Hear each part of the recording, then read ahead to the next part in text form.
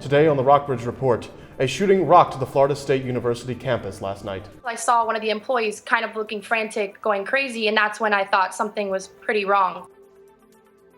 How the school is coping and what questions students are asking. Multiple fire departments responded to a house fire in Lexington yesterday.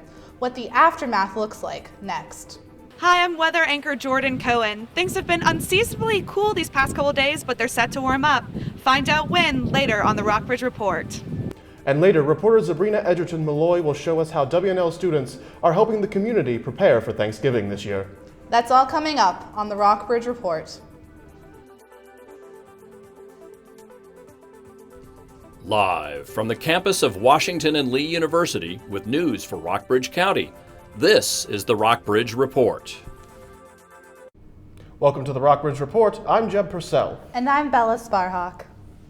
Authorities are still investigating an overnight shooting at Florida State University. Tallahassee police say campus officers confronted a lone gunman who wounded 3 people at FSU's main library.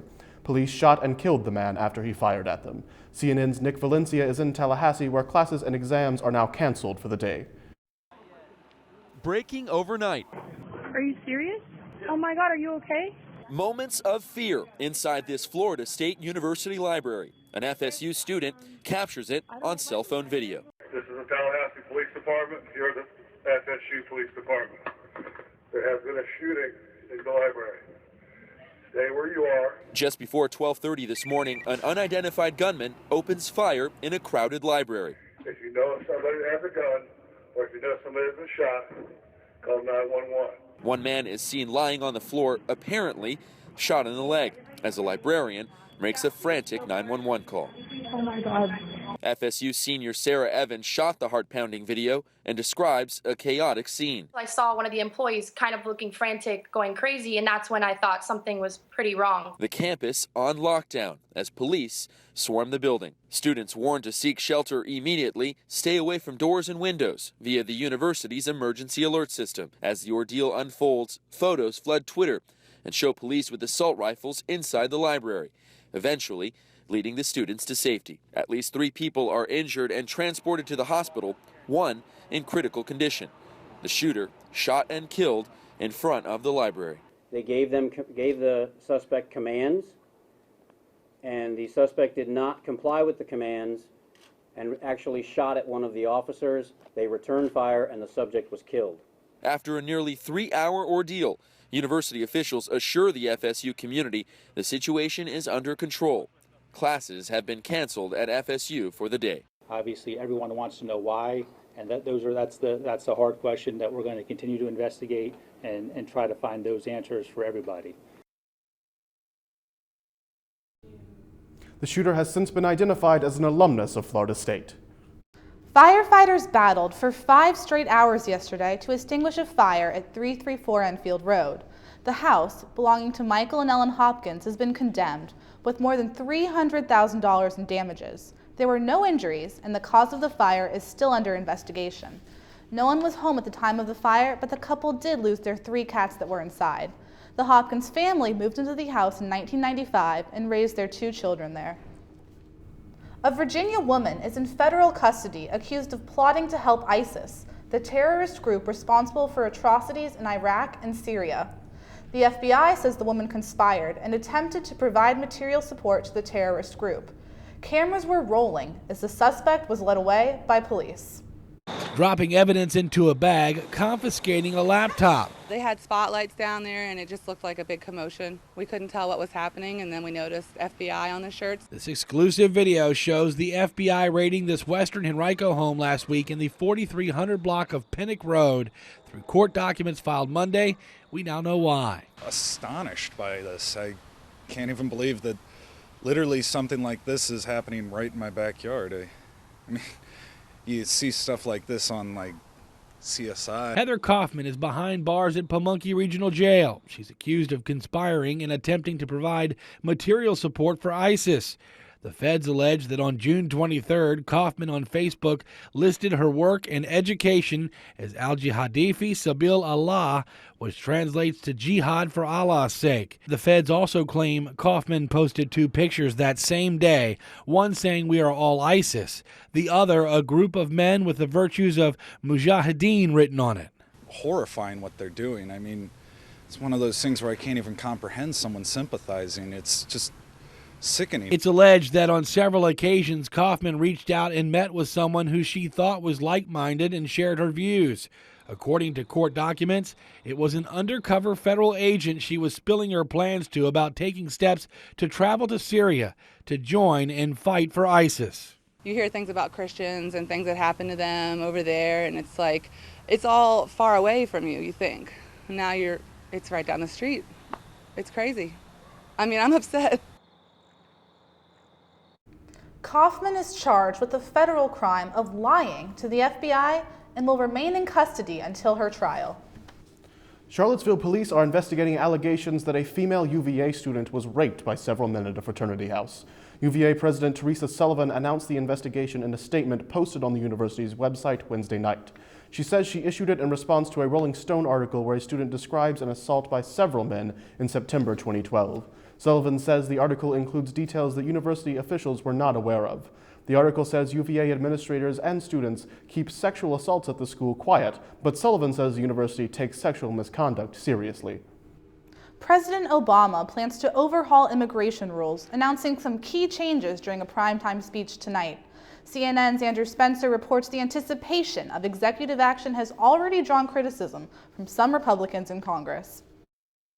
President Barack Obama is getting ready for tonight's speech where he plans to unveil executive action on immigration. What I'm going to be laying out is the things that I can do with my lawful authority as president. Action which sets up a political battle with Republicans on Capitol Hill. There's no question that there's going to be a political confrontation with Congress over this.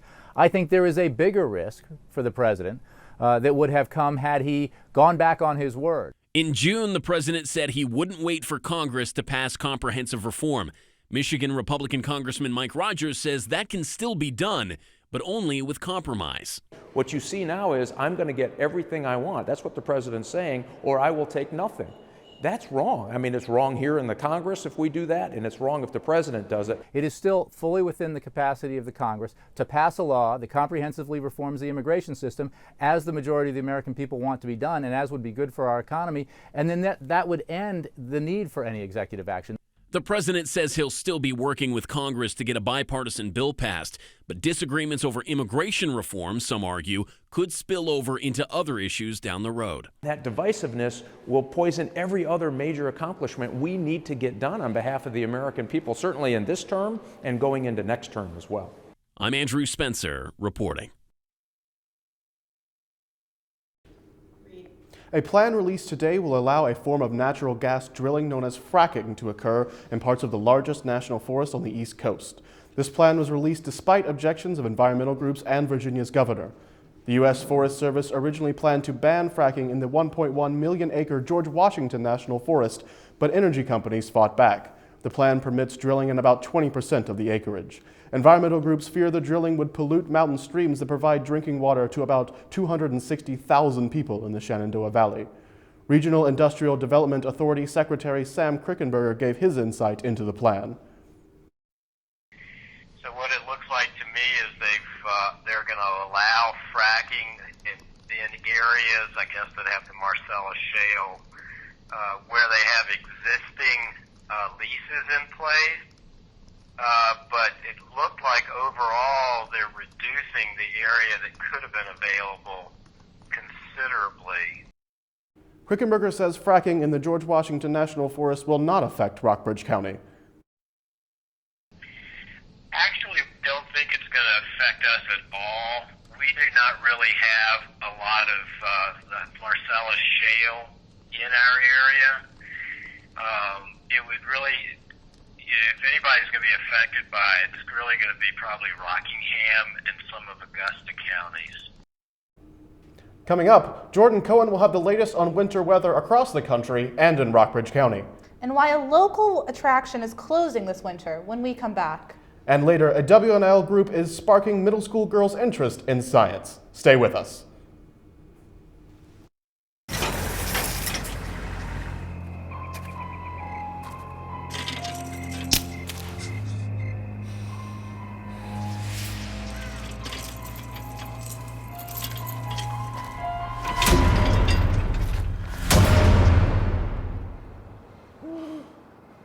If you don't fix them, sparks from dragging tow chains could cause a wildfire, and that could be scary. Smokey. Only you can prevent wildfires. In the small town of Elmira, New York, 10, a boy 9, was born 8, into an all-American 7, family. 6, 5, 4, 3, The 2. odds of him achieving his dream in the It's fashion 51 degrees industry? right. 1 in 23 million. The odds of having a child diagnosed with autism? 1 in 68. I am Tommy Hilfiger, and my family is affected by autism. Learn more at autismspeaks.org/signs.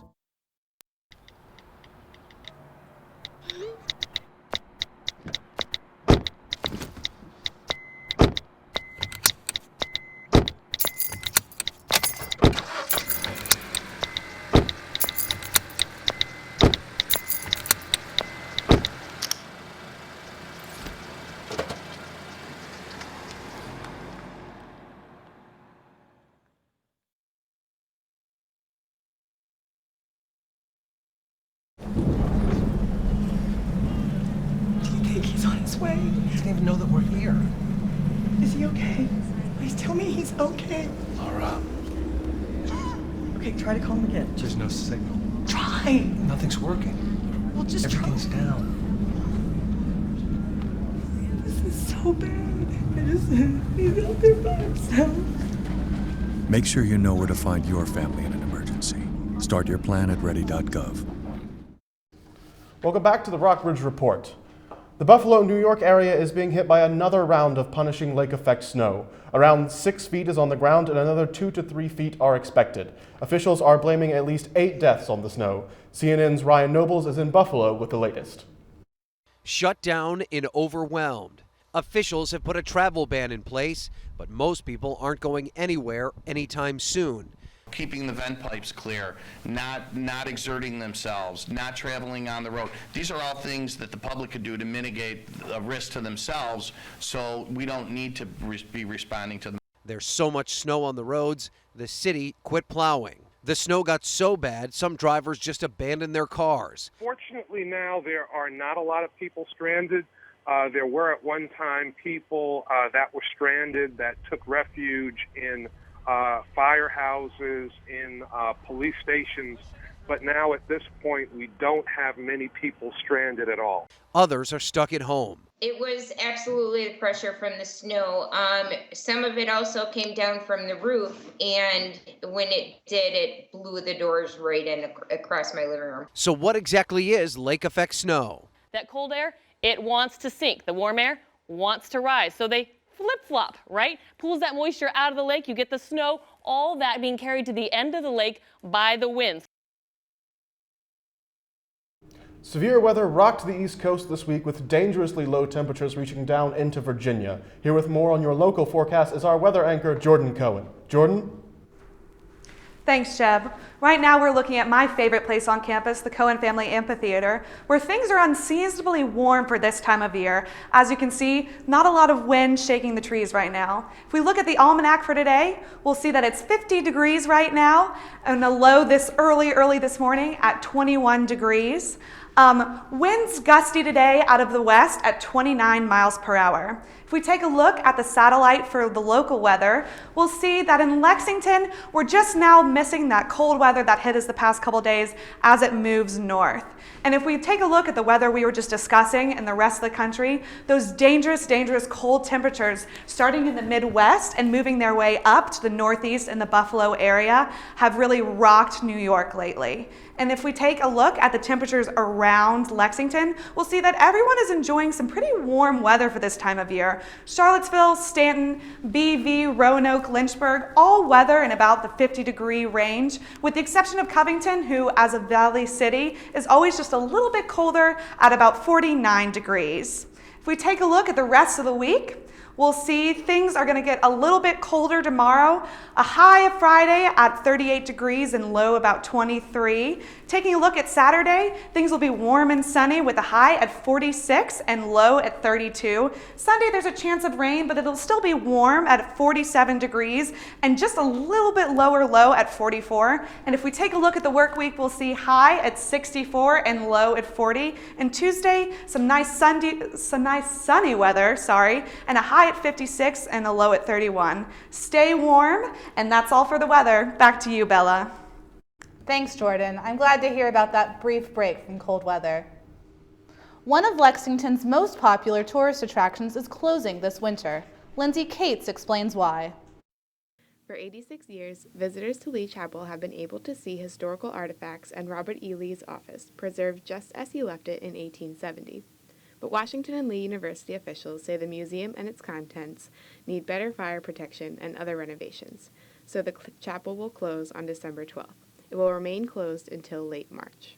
The chapel will be closed to put in a fire suppression system and also some new lighting for the museum.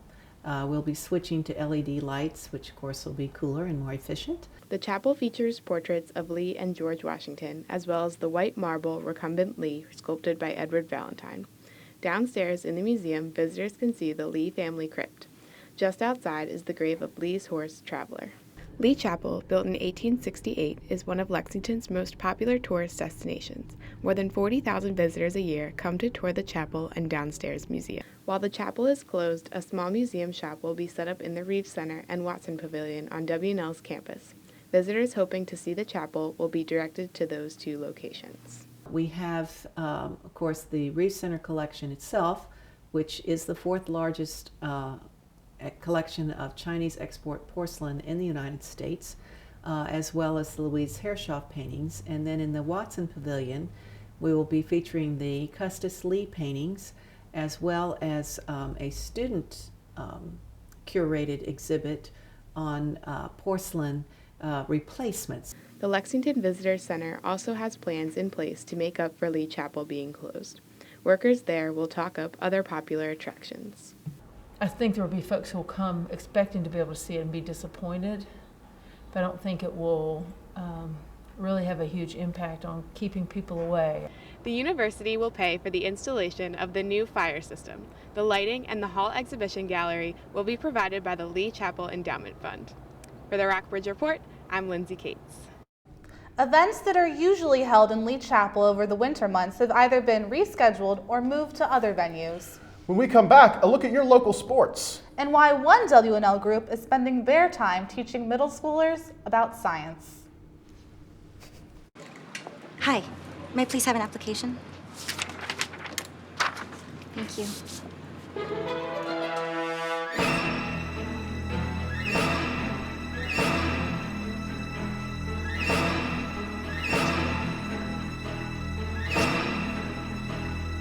Skip the drama.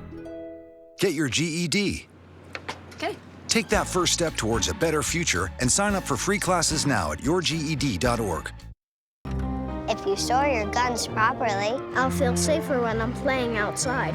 Safer when walking home. I won't have to tell so many family members.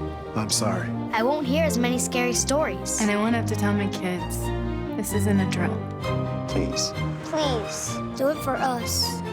Your family, friends, and neighbors are all counting on you. Never let your gun get into the wrong hands. Remember, always, lock it up. Visit ncpc.org.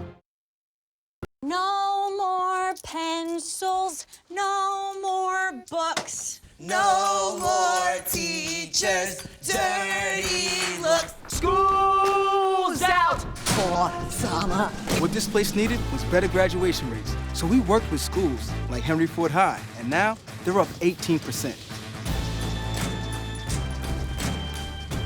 To help us do more good this year, go to unitedway.org, because great things happen when we live united. 10, If you want to be 9, a parent, 8, it doesn't matter 7, how you play, 6, 5, 4, what you wear, how you dance, or even what direction life takes you. You just need to be there. You don't have to be perfect to be a perfect parent. Thousands of teens in foster care don't need perfection. They just need you. The Rockbridge Report continues with sports on a regional scale. The Division III Field Hockey Championship will be held in Lexington this weekend at the Washington and Lee Turf Field. The Final Four will begin Saturday, November 22nd, when top-ranked Salisbury University takes on Bowdoin College at 11 a.m. The College of New Jersey and number 2-ranked Middlebury College will square off after that game at 2 p.m. The winners of these games will advance to the championship on Sunday at 1 o'clock. The National Field Hockey Coaches Association Senior All-Star Game will be held at 4 p.m. Saturday after the two semifinal games. What exciting things happened in sports this week, Kaylee?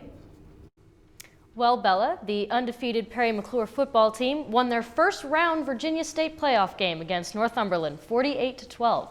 The team will head to Montrose, Virginia to take on Washington and Lee High School football team in the second round of the playoffs on Friday, November 21st at 7. If the team wins, they will advance to the quarterfinals of the playoffs. The VMI football team fell at Western Carolina on Saturday by a score of 42-27, dropping the Keydets' record to 2-9. The Cadets will finish their season this Saturday at 1:30 p.m. at home against the Citadel. The game will also be featured on ESPN3. The Washington and Lee men's basketball team lost at Ferrum last night, 62-54, dropping the Generals' record to 2-1. Junior Andrew Franz led the scoring with 15 points. The team's next game is tomorrow at home against Christopher Newport at 7 p.m. The VMI basketball team set a school record for its largest margin of victory on Tuesday night, beating Johnson University 124-42 at Cameron Hall. The Cadets rolled after getting off to a 28-0 start. 6 players scored in double figures for VMI, led by QJ Peterson with 19 points. The next game for the team is this Saturday when the Cadets host UNC Wilmington at 7 p.m. The SVU men's basketball team was outmatched last night against Division I Brigham Young University, falling 101-48 in Provo, Utah. The team will compete this weekend in the Dick Leftwich/V Foundation Classic, hosted at Roanoke College. The Knights will begin their tournament by taking on Roanoke College tomorrow night at 7 p.m. The Washington and Lee women's basketball team defeated SVU last night, 82-59. The visiting Generals took control in the second half, turning a 4-point halftime lead into a blowout. The next game for Washington and Lee will be a trip to Mary Washington on November 22nd at 1 p.m. SVU will take its team to the Williams Peace Tournament in Raleigh, North Carolina this weekend, beginning the tournament Friday night at 6 p.m. against Randolph College. The Washington and Lee wrestling team will take on SVU tonight at 7 p.m. and the match will occur at SVU. And that's it for sports this week. Thanks, Kaylee, and good luck from all of us to the kids at Perry McClure High School on their playoff run. Local middle school students are getting a taste of college-level science this semester. Samantha Yates has the story. Girls from Maury River Middle School bussed over to Washington and Lee University Science Center one day recently to conduct 2 experiments.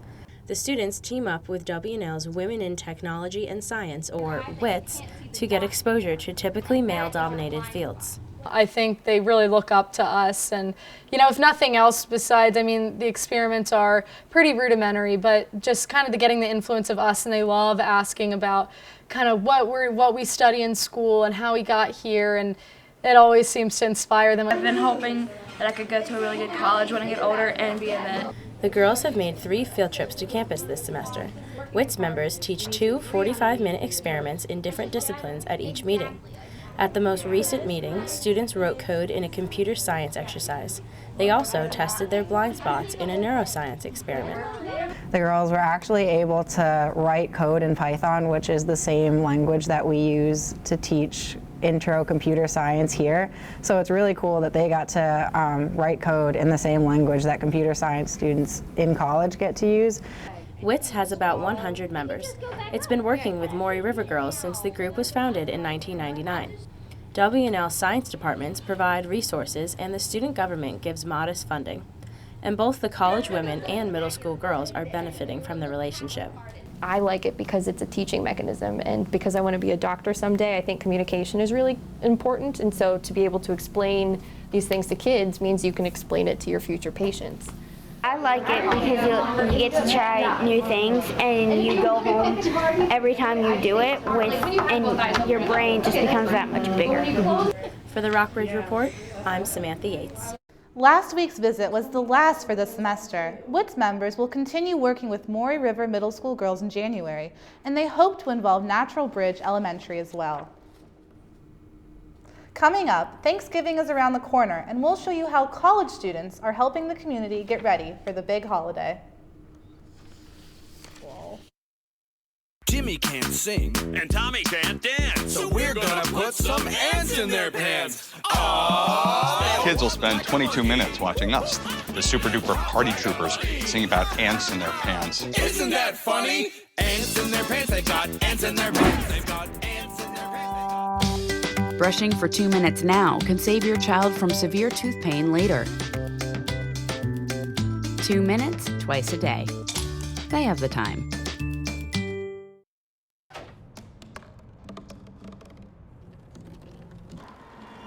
Everybody has a dream.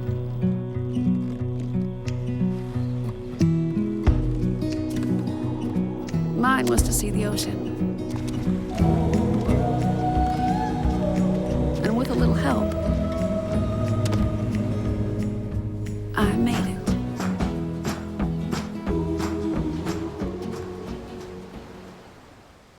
So, I'm kind of new here, but I've noticed a trend.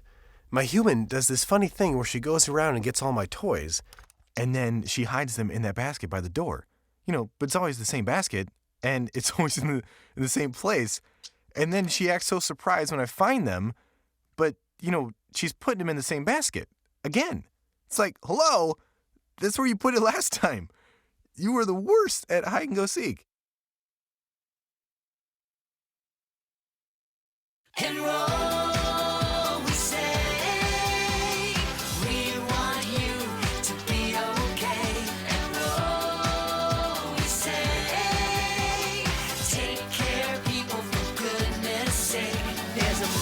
Every budget, so don't accept defeat. Now you can get covered and still Buy me treats. You take care of your pets. Now it's their turn to take care of you. Visit getcoveredamerica.org to learn about your health insurance options. Welcome back to the Rockbridge Report. As Black Friday approaches, economists are projecting record retail sales this holiday season, but many are concerned that this bump in revenue won't translate to local businesses.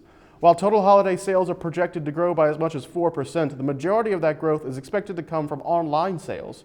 While this means more revenue for national chains, most of the brick-and-mortar retailers in Lexington have little to no online e-commerce presence. Still, local businesses are hopeful that a national reaction to Black Friday known as Small Business Saturday, falling on the Saturday after Thanksgiving, will drive sales. Once again, Washington and Lee University's Campus Kitchen prepared Thanksgiving feast for its annual Turkey Palooza. Sabrina Edgerton-Malloy has the story. For the 8th year, raised awareness for National Hunger and Homelessness Awareness Week. The group prepared Thanksgiving meals for local residents who might not get one otherwise. A lot of people don't know that Rockbridge County is a food desert, where that means that several people have food insecurity. Turkey Palooza kicked off Friday with Bring Your Turkey to Work Day. Students, faculty, and staff dropped off 15 turkeys. Campus Kitchen also held a food drive at Kroger on Saturday. We've had a lot of things, a lot of people donating today, more than I expected. Everyone seems charitable and happy to help. Almost 1,000 pounds of food were donated during the food drive at Kroger. Campus Kitchen held longer cooking shifts this past week to prepare the Thanksgiving meals. Thanksgiving is a wonderful time of year, and I think everyone wants to be able to be a part of that kind of warmth and celebrating community and just having a really nice meal. For the Rockbridge Report, I'm Sabrina Edgerton-Malloy. Campus Kitchen will be closed next week because Thanksgiving dinner came early this year. 4 sit-down Thanksgiving celebrations were held at the Magnolia Center, Lexington City Office on Youth, the Manor at Natural Bridge, and the Rockbridge Area Relief Association this week. That's all for this edition of the Rockbridge Report. Be sure to check out our website, rockbridgereport.washingtonandlee.net, for the latest Rockbridge County news.